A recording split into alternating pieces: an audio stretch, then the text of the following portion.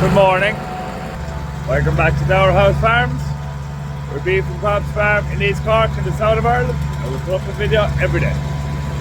So I'm happy out now. This morning we got all the beef bulls. Yesterday was a great day's work and it's a beautiful mild morning. I'm the first mixing away there now for the bulls. 2 mixes to do today. I'm going to feed the cattle right out and then there's a load of cows going, so we must get them out, get them weighed and take them in.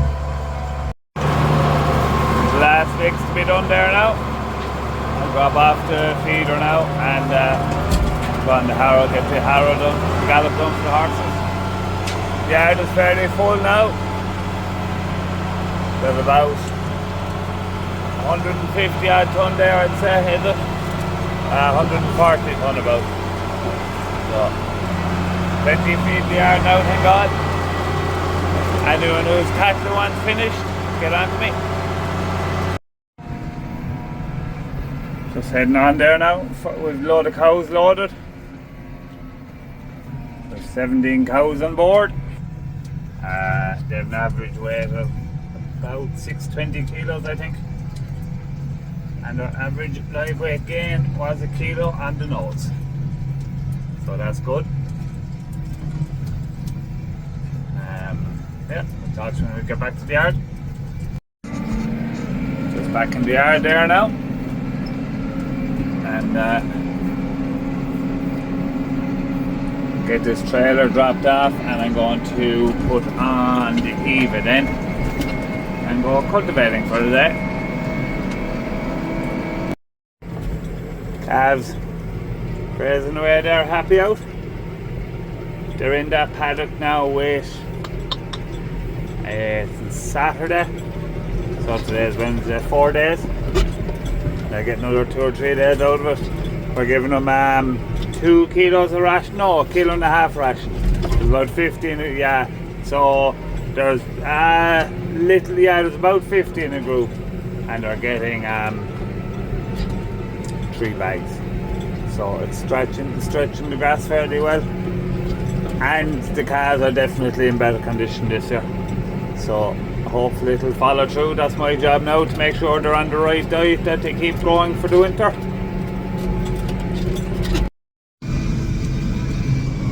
Just driving over the road there now. I'm going to put on the Eva, or the scuffler as Fan calls it. If you ever hear us on about the scuffler, that's sort of like a running joke. A scuffler was, I don't remember what it was, but a scuffler was sort of like a pigtail harrow from back in the day. And when we got this yoke, the first day, one of the first days, it's a big, heavy brood of a yoke now. A scuffler was the smallest, light, thin little yoke. And Fan goes, I said, are you going scuffling today? And I was like, what are you all about? But anyway, we all find it very funny, even though you may not. There's the scuffler now, we're back into it.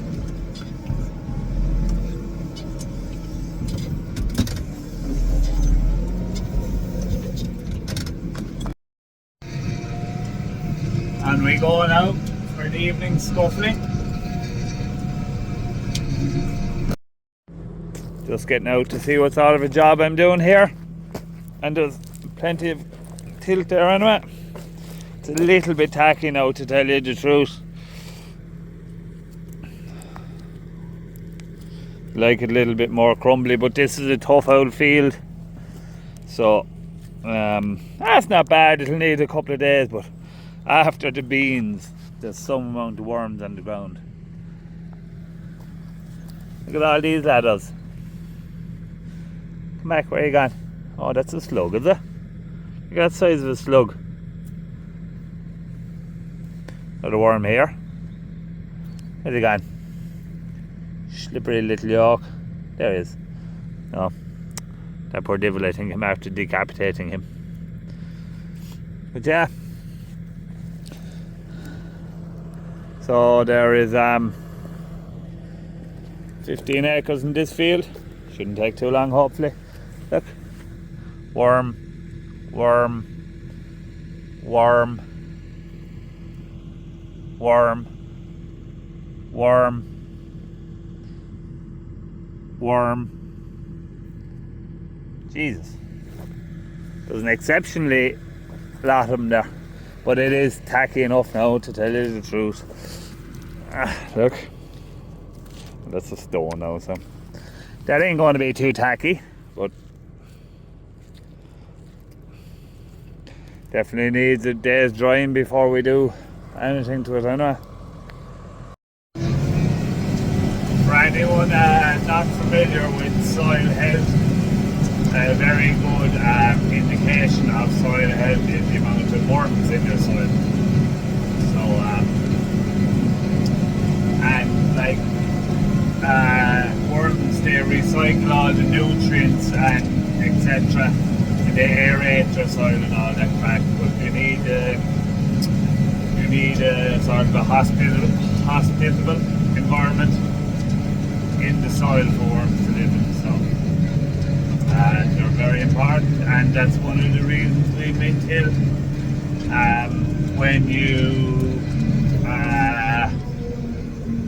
When you plough and when you mint-till as well a bit, but not as bad mint-tilling, you're unlocking carbon, which is eating up your organic matter, which is what the worms feed on. So there isn't as much grub for the worms. Come on, go down.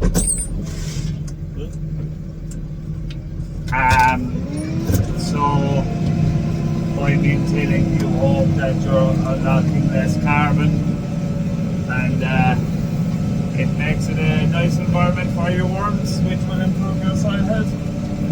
So, and look, beans are another big part of that. Well, it's a bit buried in here now, so I just have to give it a bit of a lift. But beans are a huge conditioner for soil as well. Their roots and just the different types of biological life that live around the roots of beans really encourage good soil health. So that's one of the main drivers, and that's what drives your yield in the next crop as well.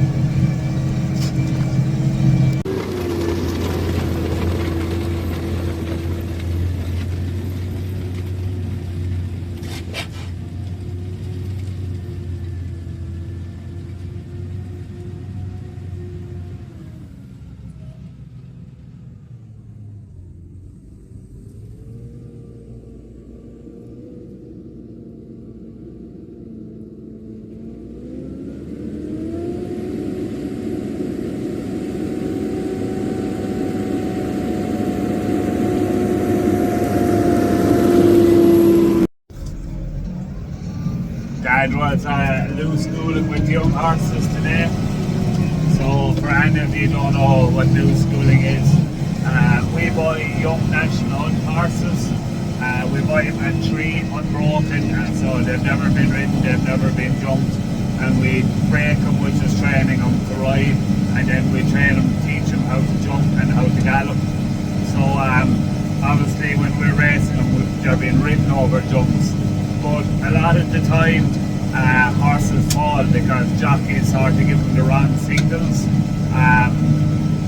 So we start them off loose schooling, so they have to learn their brain, or they have to learn to use their brain and to put themselves correct. So obviously a horse wants to take off from an optimum position at a fence.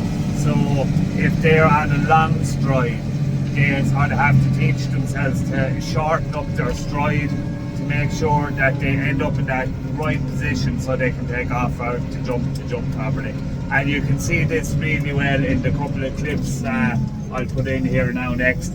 You can see they have like, you'll see sometimes they take off a long way away from the jump, and sometimes they take off in tight to a jump. So when horses take off a long way away from the jump, it's faster because it's more in their stride. Their stride is lengthened going into the jump. So it's a faster way to get over the jump. but it's not always possible to do that. So sometimes they have to get in tighter to the jump, and to do that they have to shorten their stride. So it means that they're not as quick getting over to the jump, getting to the other side.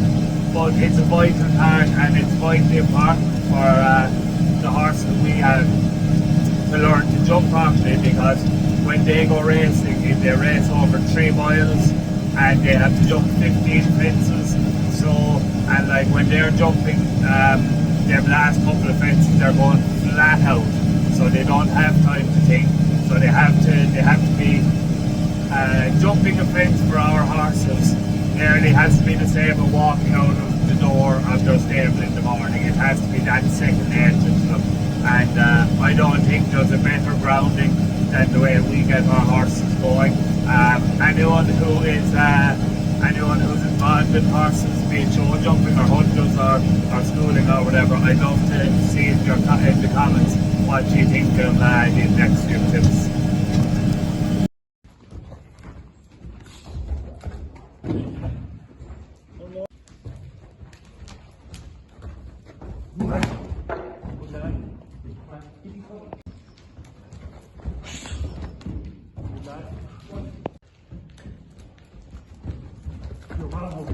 Good lad.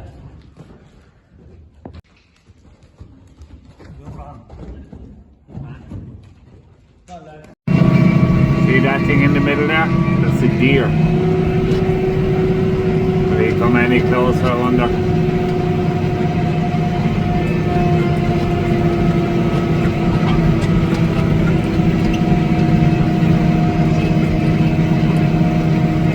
Leo is here now, he calls, he goes, sit.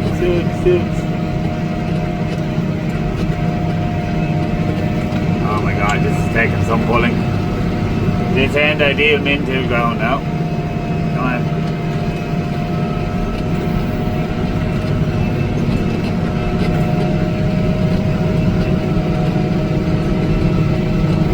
Oh, he's lame, the poor devil.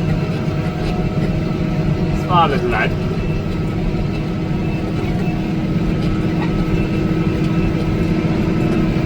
He could do with an old bit of the shock therapy that we gave the horse there last week. Just back in the yard there now. We've got the middle of that 15-acre field done. It's not even that late. It feels late, but it's not. It's actually only 7:10. So Glenn is flat out giving the horses a haircut.